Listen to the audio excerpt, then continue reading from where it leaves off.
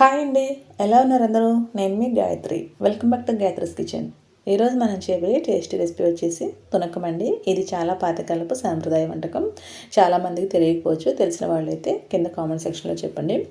అలాగే ఇది చేయడం కూడా చాలా సింపుల్ అండి. అలాగే చాలా టేస్టీగా కూడా ఉంటుంది. అలాగే చాలా హెల్దీ కూడా. మరి ఇంకా అసలు లేట్ చేయకుండా వీడియోలోకి వెళ్ళిపోదాం.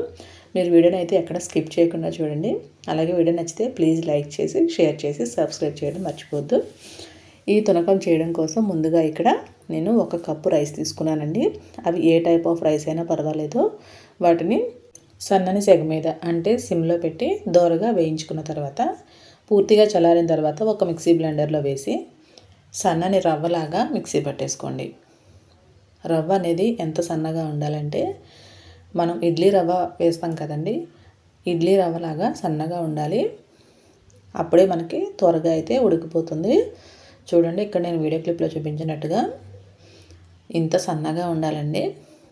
మరీ ఎక్కువ బరకగా ఆడితే ఉడకడానికి మరి కొంచెం టైం పడుతుందండి. సో దానికోసం మీరు సన్నగా ఆడితే కనుక త్వరగా ఉడికిపోతుంది. చూడండి, ఇలా ఆడుకున్న ఈ బియ్యపు రవ్వని ఒక లోతుగా ఉండి మందంగా ఉండే ఒక గిన్నెలోకి 1 కప్పు బియ్యపు రవ్వని వేసుకోండి. మనం ఏ కప్పుతో అయితే బియ్యపు రవ్వ వేసుకున్నామో అదే కప్పుతో సన్నగా తురుముకున్న బెల్లాన్ని వేసుకోండి. అలాగే అదే కప్పుతో ఫ్రెష్గా తురుముకున్న కొబ్బరిని వేసుకోండి. ఇందులో వేసే ఇంగ్రీడియంట్స్ అన్నీ కూడా చాలా హెల్దీ అండి.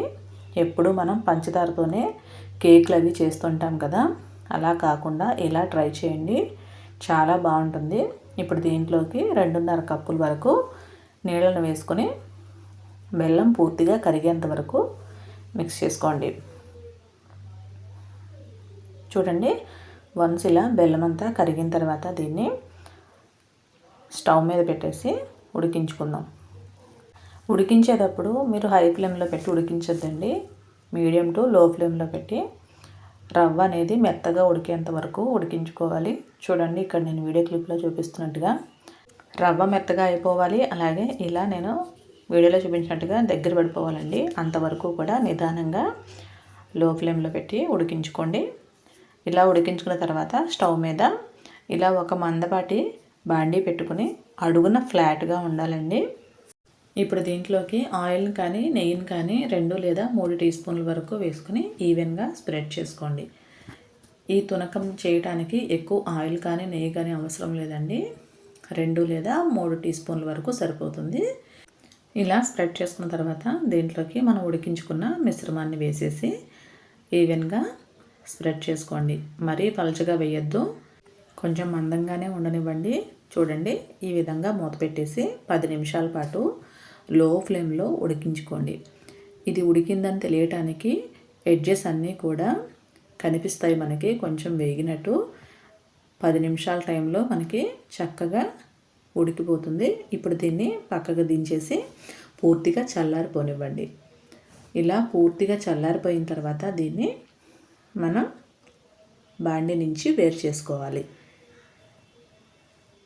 చూడండి, ఇక్కడ నేను పూర్తిగా చల్లారిపోయిన తర్వాత ఒక అట్లకాడ సహాయంతో ఒక పెనం మీద మళ్ళీ మంటని లో ఫ్లేమ్లో పెట్టి రివర్స్లో వేసి మళ్ళీ ఒక 5 నిమిషాల పాటు మంటని లో ఫ్లేమ్లో పెట్టి కొంచెం దూరగా ఫ్రై చేసుకోండి. మనం ముందు ఫ్రై చేసుకున్నంత ఫ్రై అవ్వాల్సిన అవసరం లేదండి.